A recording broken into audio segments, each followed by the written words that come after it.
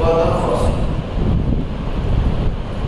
إلا تنصروه فقد نصره الله إذ أخرجه الذين كفروا ثاني اثنين إذ هما في الغار إذ يقول لصاحبه لا تحزن إن الله معنا.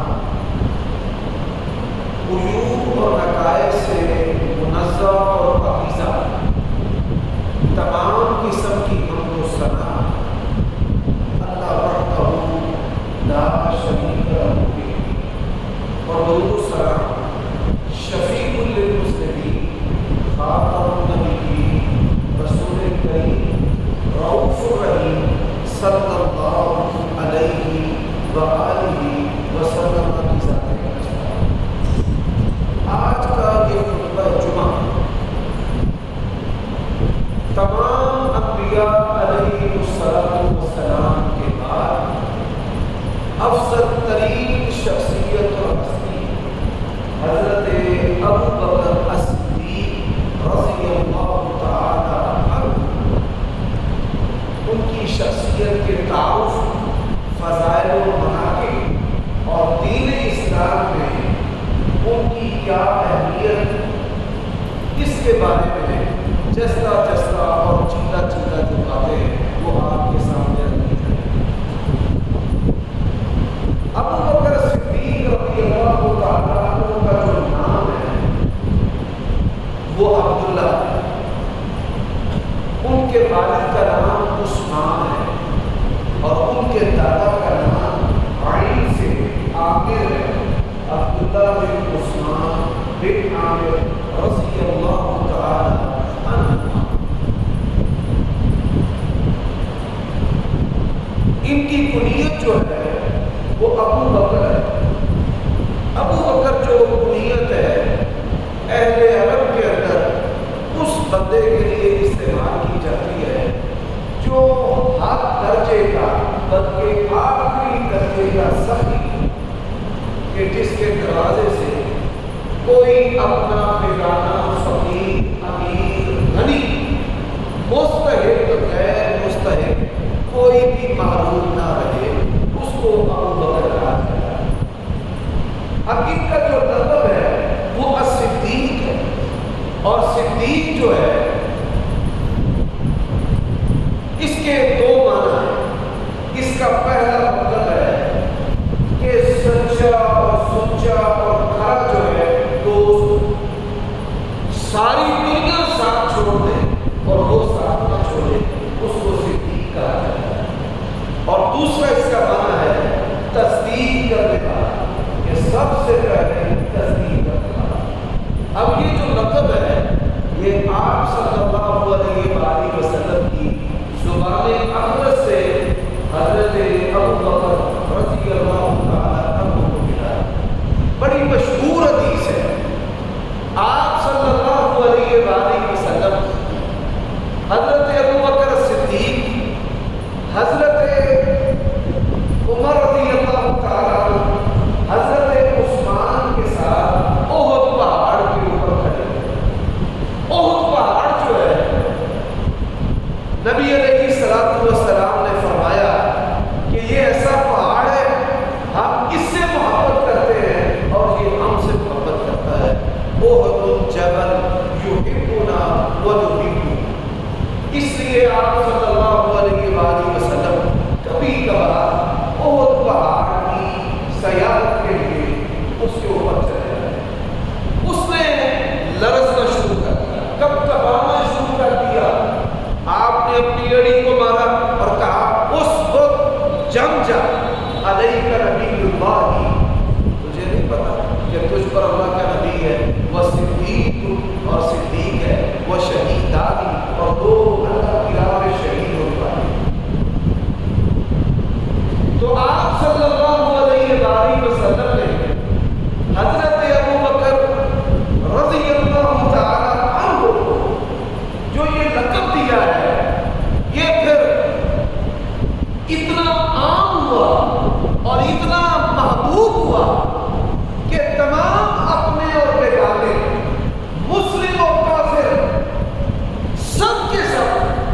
صدیق کے نام سے ایک ہی شخصیت کو جانتے تھے، ابو بکر الصدیق رضی اللہ تعالی عنہ۔ آپ صلی اللہ علیہ وآلہ وسلم کے ہاں ابو بکر الصدیق رضی اللہ تعالی عنہ کا مقام کیا ہے؟ اہل تشیع کے ساتھ ہمارا جو بنیادی اختلاف ہے وہ یہ، وہ کہتے ہیں کہ آپ صلی اللہ علیہ وآلہ وسلم کے بعد سب سے افضل و برتر استحقاق خلافت کے حامل وہ علی ہیں، اور دلیل نہ آیت ہے نہ حدیث ہے۔ اور صحابہ کرام کیا سمجھتے تھے؟ نبی علیہ السلام آپ کیا سمجھتے تھے؟ حضرات سنتے تھے۔ سب سے پہلی بات، دنیا کے اندر قیادت کرنے کے لیے انسان کے پاس بے پناہ وسائل ہونے چاہیے۔ اگر اس کے پاس مال کے ذریعے سیاستدانوں کو خرید لے، جرنیلوں کو خرید لے، مولویوں کو خرید لے، یا الہی یہ تیرے سادہ کو بندے کدھر جائیں، اے درویشی کی عیاری، اے سلطانی کی عیاری، کہ مال کے ذریعے آپ جو ہوتا ہے۔ حضرات 23 سالہ دور نبوت میں ابو بکر صدیق رضی اللہ تعالی عنہ نے نبی علیہ السلام سمیت دنیا کے کسی فرد و بشر سے مال تک نہیں۔ اللہ تعالیٰ نے کو عادات کی ایسی عطا کی تھی، ہم کہتے ہیں گاڈ گفٹڈ، کہ یہ جو خوبیاں اور کوالٹیز ہیں یہ اللہ تعالیٰ کی طرف سے۔ اور میں نے یہ سوال بڑی مرتبہ اہل تشیع سے بھی کیا ہے، جاؤ ہم آپ سے ایک سوال کرتے ہیں، 23 سالہ دور نبوت میں اس سے پہلے حضرت ابو بکر صدیق رضی اللہ تعالی عنہ نے کبھی نبی علیہ السلام سے کوئی عہدہ طلب کیا؟ کبھی کہ یا رسول اللہ یہ ذمہ داری مجھے دے دیں؟ کبھی کوئی چھوٹا اور بڑا عہدہ؟ بلکہ ابو بکر صدیق رضی اللہ تعالی عنہ اتنے محتاط تھے، آپ صلی اللہ علیہ وسلم نے ان کو امیر حج بنایا اور حضرت علی رضی اللہ تعالیٰ عنہ کو پیچھے سے بھیجا۔ حضرت علی رضی اللہ تعالیٰ عنہ کے پاس رسول اللہ کی سواری کی اونٹنی، آپ صلی اللہ علیہ وسلم کی سواری، اس کے آثار حضرت ابو بکر صدیق نے پہچان لیے کہ یہ نبی علیہ السلام کو نہیں آپ کی سواری، اس کی آواز آ رہی، تو دیکھا تو علی رضی اللہ تعالیٰ، سبحان اللہ، ان کے اندر کیا تقویٰ اور کیا دلداریت تھی، فرمانے لگے اللہ کے نبی نے آپ کو امیر بنا کر بھیجا ہے، تو میرا کام سر خم تسلیم کرنا ہے۔ انہوں نے کہا نہیں، حضرت علی بھی کیسے بات بنا؟ انہوں نے کہا کہ مجھے رسول اللہ نے امیر نہیں بنایا، امیر حج بنا۔ حضرات اللہ کے نبی علیہ السلام نے اپنی زندگی میں حضرت ابو بکر صدیق کو امیر حج بنایا، ساری زندگی ہوتا نہیں بنا۔ اور پھر کوئی سفر 23 سالہ دور نبوت، کوئی غزوہ، ہجرت، جہاد، تجارت، کوئی سفر جو ہے آپ صلی اللہ علیہ وسلم کے نبی مبعوث ہونے کے بعد ایسا سیرت النبی کے اندر ہے ہی کہ جس کا حصہ ابو بکر صدیق رضی اللہ تعالی عنہ۔ میرے بھائیوں دوستو، ابو بکر صدیق رضی اللہ تعالی عنہ آپ صلی اللہ علیہ وآلہ وسلم کے بچپن کے دوست، نبی علیہ السلام کے ہم عمر تھے۔ آپ صلی اللہ علیہ وآلہ وسلم جب دنیا سے گئے، نبی علیہ السلام کی عمر جو ہے وہ 63 سال تھی، حضرت ابو بکر صدیق کی عمر 61 سال تھی، رسول اللہ صلی اللہ علیہ وسلم سے 2 سال چھوٹے۔ بچپن سے لے کر آپ کی وفات تک ابو بکر صدیق رضی اللہ تعالیٰ عنہ نبی علیہ السلام کے صدیق رہے۔ آپ غار میں صدیق غار میں، آپ جہاد میں صدیق جہاد میں، آپ مسجد نبوی میں صدیق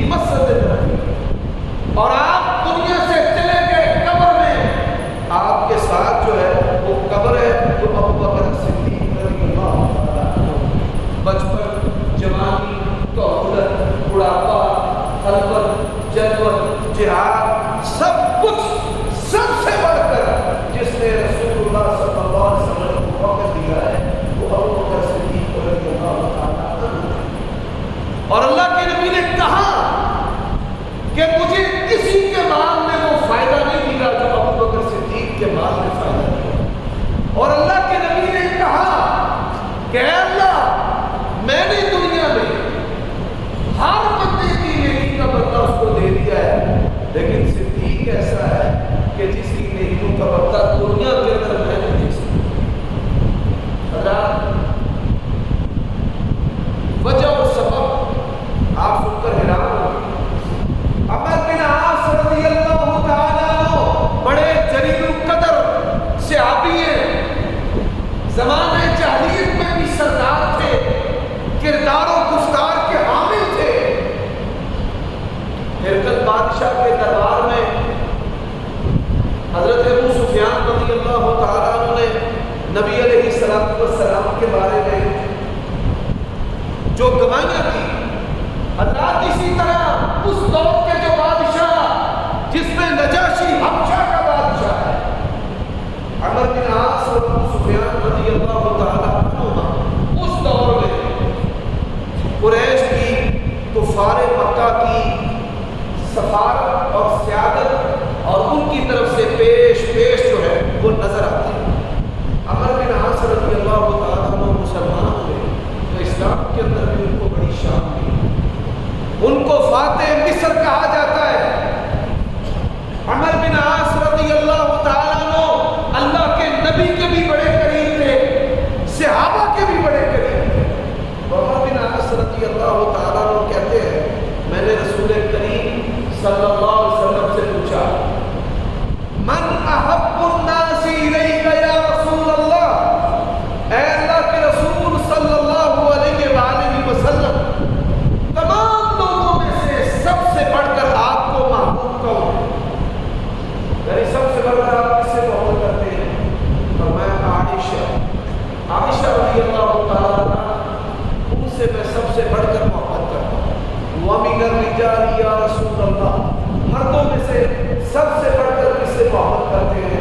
فرمایا ابوہا، اس کے باپ سے سب سے بڑھ کر محبت کرتا ہے۔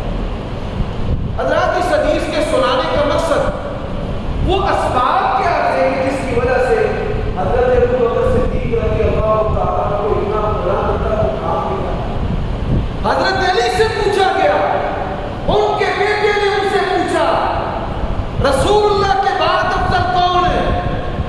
بیٹا جو ہے وہ یہ خیال کرتا تھا کہ رسول اللہ کے بعد میرے ابا افضل ہے، اہل بیت کے سردار ہیں، انت منی بمنزلۃ ہارون من موسیٰ کی شان والے۔ تو ابا کہیں گے میں، حضرت علی رضی اللہ تعالیٰ عنہ نے کہا رسول اللہ کے بعد سب سے افضل ابو بکر۔ یہی بات رسول اللہ نے کہی، یہی بات حضرت علی نے کہی، اور عبداللہ ابن عمر ابو بکر کے کچھ بھی نہیں کرتے۔ عبداللہ ابن عمر کہتے ہیں کہ نبی علیہ السلام کے بعد ہم سب سے افضل ابو بکر کو سمجھتے ہیں۔ اور حضرات اسی بنیاد پر حضرت ابو بکر صدیق رضی اللہ تعالیٰ عنہ کی بیعت ہوئی۔ نبی علیہ السلام جب فوت ہو گئے تو ثقیفہ بنی ساعدہ یعنی بنو ساعدہ ایک قبیلہ ہے، اس کی حویلی کے اندر اہل مدینہ صحابہ کرام جو ہیں ان کا اکٹھ ہو گیا کہ آپ صلی اللہ علیہ وآلہ وسلم کے بعد کس کو خلیفہ بنایا جائے گا؟ اللہ کے نبی علیہ السلام نے فرمایا ایک رستہ آسان ہے، ایک رستہ دشوار ہے، میں آسان رستہ چھوڑ دیتا ہوں۔ کس وجہ سے؟ کہ اس رستے سے انصاری گزرا ہے، تو انصاری جو ہے ان کی محبت میں دشوار رستے کو اختیار کر لیتا ہوں۔ یہ انصاریوں کو اتنا کمال کیوں ملا ہے؟ اچھا ایک آواز بلند ہوئی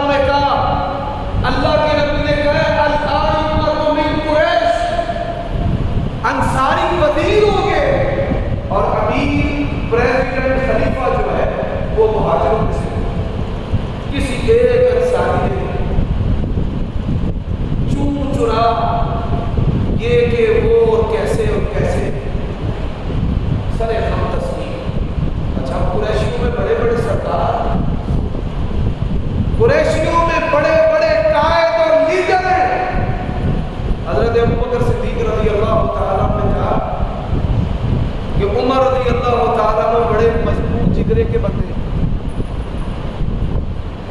حضرت عمر رضی اللہ تعالیٰ عنہ آ جائے. لائٹ کا جھٹکا ہے انشاءاللہ. ولا حول ولا قوت الا باللہ.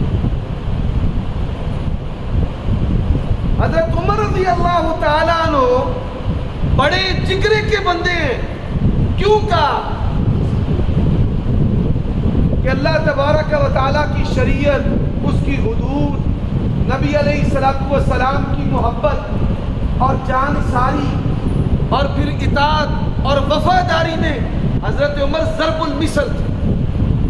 حضرت عمر وفا جو ہے، لفظ وفا بھی چھوٹا ہے.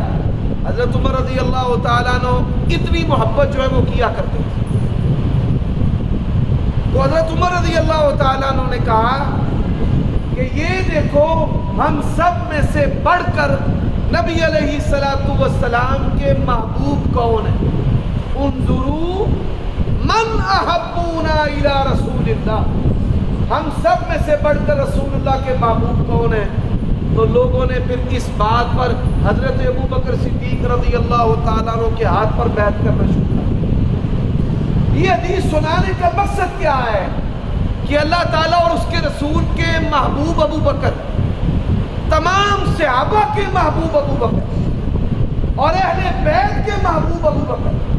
اور یہاں پر میں آپ کو ایک اور حدیث سنانا چاہتا ہوں. میں نے خطبے کے اندر یہ بات کہی تھی، مسلمانوں اور کافروں کو بھی پتا ہے کہ نبی علیہ السلام کے بعد ابو بکر کا درجہ ہے. حدیث آتی ہے صحیح بخاری میں، جنگ احد ہوئی، فتح جو ہے وہ شکست میں تبدیل ہو گئی. درے کے اوپر نبی علیہ الصلوۃ والسلام نے صحابہ کرام کا ایک جتھا جو ہے وہ کھڑا کیا اور ان کو کہا کہ جب تک میں نہ کہوں تب تک تم نے اس درے کو خالی نہیں چھوڑنا. اللہ کی شان. انہوں نے دیکھا کہ کافر بھاگ گئے ہیں، مال غنیمت پڑا ہوا ہے، آپ کی اجازت کے بغیر درہ چھوڑا. درے سے ہی دوبارہ ان کفار نے حملہ کیا اور جنگ جو فتح تھی وہ شکست میں تبدیل ہوئی. آپ صلی اللہ علیہ وآلہ وسلم، آپ کے رخسار، آپ کے دانت، آپ کا سر مبارک زخمی ہو. تو نبی علیہ الصلوۃ والسلام اور صحابہ کرام نے جا کر احد پہاڑ کی اوٹ کے اندر پناہ لے لی، چھپ کے احد پہاڑ کے پیچھے. جو لوگ حج عمرے پر جاتے ہیں تو وہاں کے جو معلمین بتاتے ہیں کہ یہ وہ گھاٹی ہے جہاں پر رسول اللہ صلی اللہ علیہ وسلم آ کر چھپے. تو انہوں نے کیا کیا؟ انہوں نے نبی علیہ السلام کا نام لے کر للکارا، اینا محمد، آؤ ہم جنگ جیت چکے ہیں، محمد کی طرح صلی اللہ علیہ وسلم. صحابہ کرام کو جوش آیا. اللہ کے نبی نے اشارہ کیا، چپ، کوئی نہیں بولے گا. پھر انہوں نے کہا اینا ابو بکر. اب یہ دیکھیں یہ کفار ہیں، ان کو بھی پتہ ہے کہ نبی علیہ السلام کے بعد کس کو آواز دینی ہے. انہوں نے کہا کدھر ہے ابو بکر؟ اللہ کے نبی نے اشارہ کیا، چپ. کفار جو ہیں انہوں نے پھر للکارا. کس کو للکارا؟ انہوں نے کہا اینا عمر، عمر کدھر ہے؟ اللہ کے نبی نے فرمایا چپ، بات نہیں کر. انہوں نے جب للکارا، نبی علیہ السلام کو خاموش رہے. ابو بکر ان کو للکارا، آپ نے کہا خاموش، صحابہ خاموش رہے. انہوں نے کہا عمر، نبی علیہ السلام نے فرمایا خاموش، صحابہ خاموش رہے. انہوں نے کہا جے حبل عزا دیوی کیجئے. اللہ کے نبی نے فرمایا اب ان کو جواب دو. انہوں نے کہا لنا عزا ولا عزا لکم، ہماری عزا دیوی کیجئے. نبی علیہ السلام نے فرمایا ان کو جواب دو اللہ مولانا ولا مولا لکم، اللہ ہمارا مددگار ہے، تمہارا مددگار نہیں. تو اس حدیث کے سنانے کا مقصد یہ ہے کہ کفار مکہ جو ہے وہ بھی یہ سمجھتے تھے کہ نبی علیہ الصلوۃ والسلام کے بعد کس کا درجہ ہے؟ بولیے بھائی، حضرت علی کس کا درجہ سمجھتے تھے؟ رسول اللہ اپنے بعد کس کو افضل سمجھتے تھے؟ اور صحابہ کرام رسول اللہ کے بعد کس کو افضل سمجھتے تھے؟ اور کس بنیاد پر حضرت ابو بکر کی بیعت ہوئی کہ نبی علیہ السلام کے بعد افضل کون ہے؟ ابو بکر۔ حضرات اب افضل کیوں ہیں؟ اب سوال یہ کہ افضل کیوں ہیں؟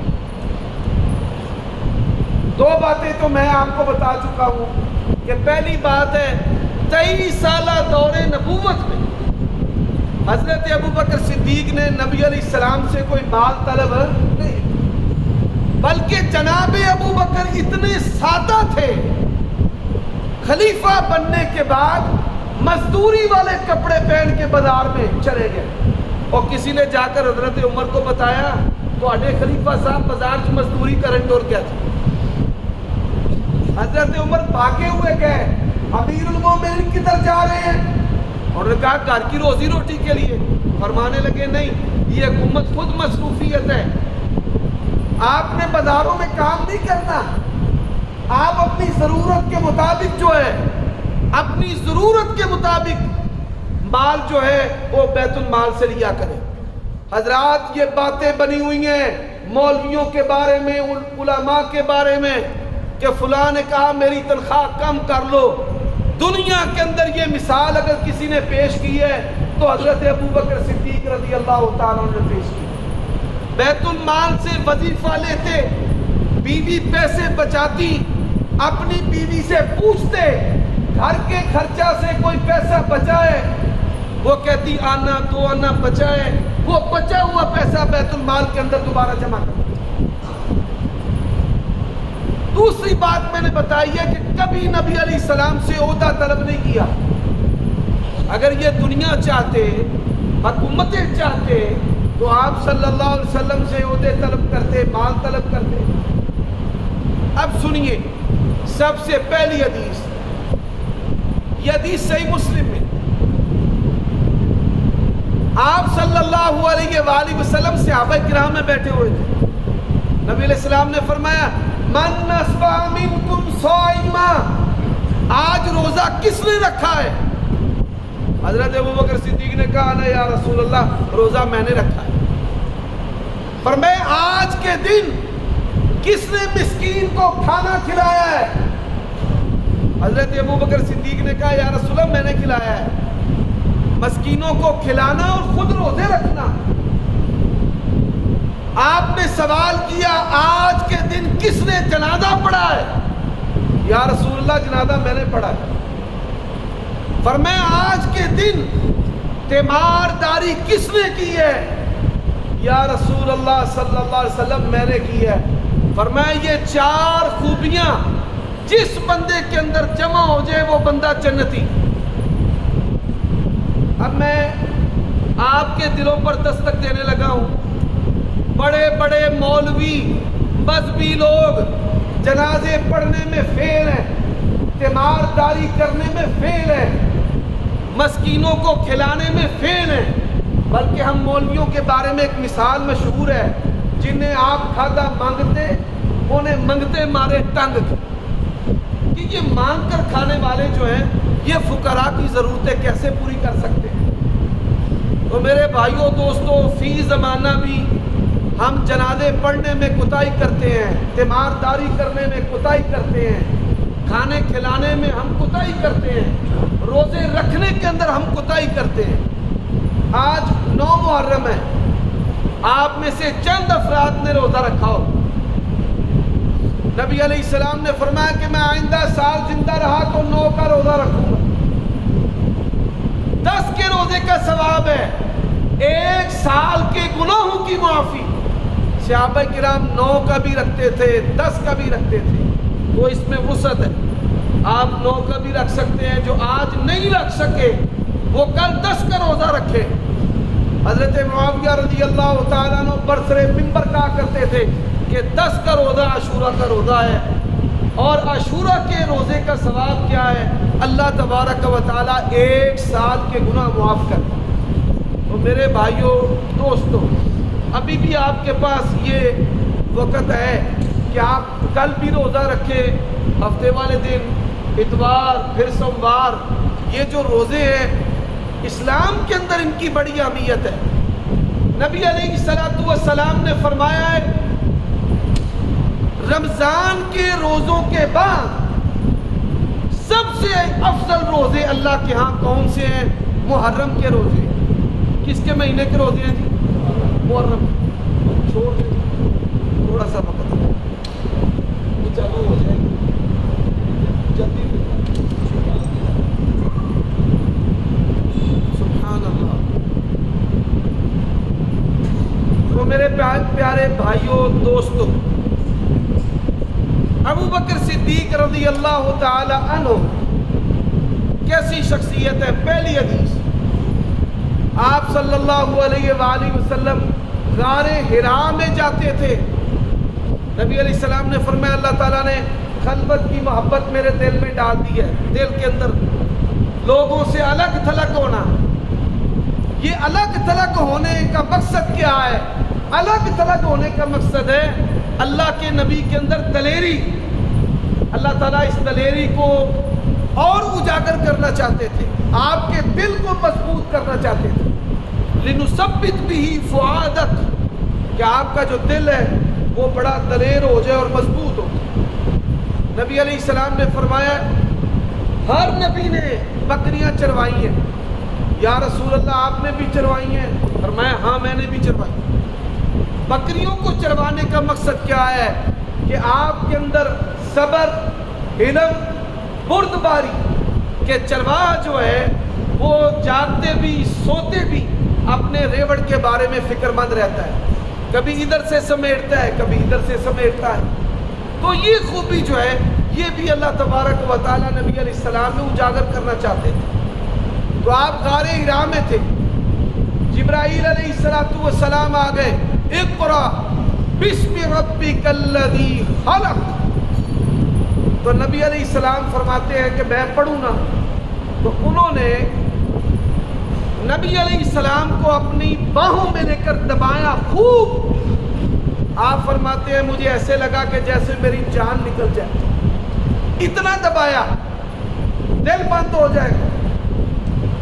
اب میں نے وہ الفاظ تیزی سے پڑھنا شروع کر دیے، اقرأ بسم ربک الذی خلق خلق الانسان من علق اقرأ وربک الاکرم الذی علم بالقلم علم الانسان ما لم يعلم۔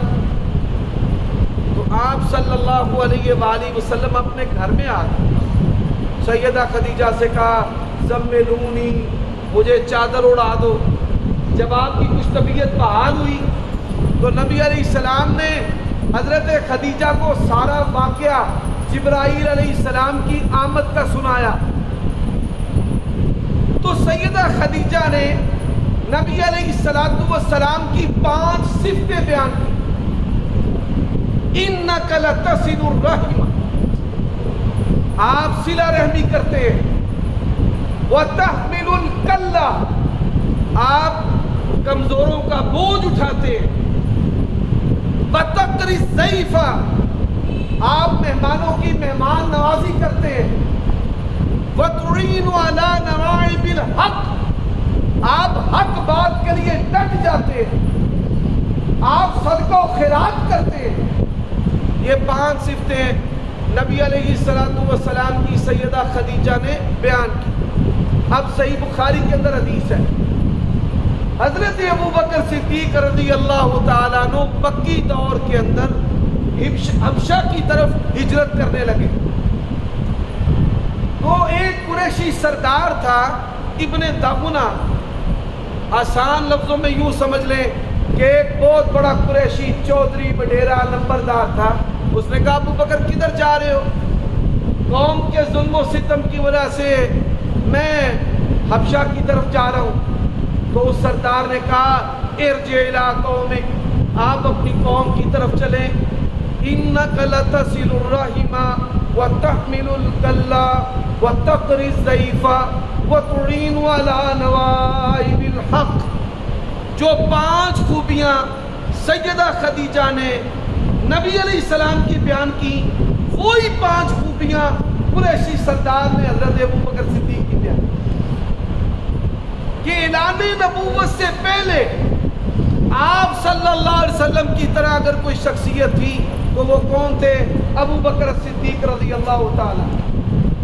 اور میرے بھائیوں دوستوں، یہاں پر میں 5 باتیں آپ کے سامنے اور رکھنا چاہتا ہوں۔ پہلی بات، آپ صلی اللہ علیہ وسلم پاک دامنوں کے سردار ہیں۔ آپ صلی اللہ علیہ وسلم نے کبھی ساری زندگی کوئی جنسی آوارہ جو حرکت ہے، اس سے ہمارے پیارے نبی متخلا بری پاک ہے۔ آپ کی آنکھ نے بھی کبھی خیانت نہیں کی۔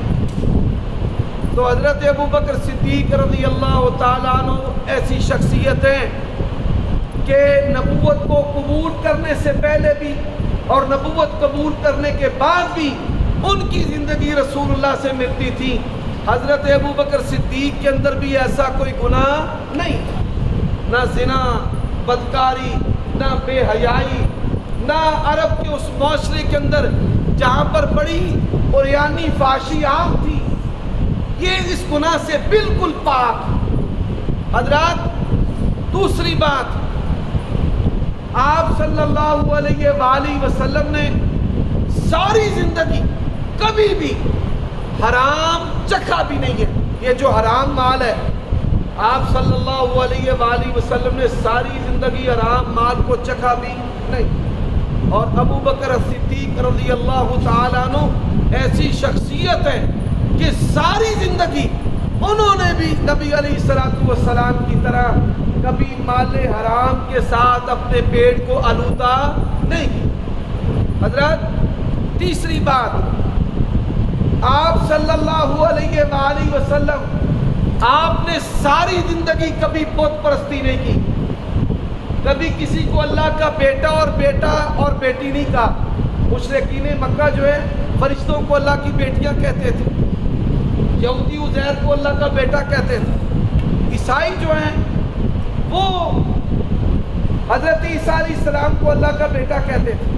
تو نبی علیہ السلام نے ساری زندگی شرک نہیں کیا، اسی طرح ابو بکر صدیق رضی اللہ تعالیٰ عنہ نے بھی ساری زندگی شرک نہیں۔ حضرات، اب جو بات سمجھنے والی ہے کہ حضرت ابو بکر صدیق رضی اللہ تعالیٰ عنہ ان کا جرم کیا ہے کہ جس جرم کی وجہ سے آج لوگ ان پر سب و شتم کرتے ہیں۔ میں اپنے خطبے کے آخر میں آپ کے سامنے یہ بات رکھنا چاہتا ہوں۔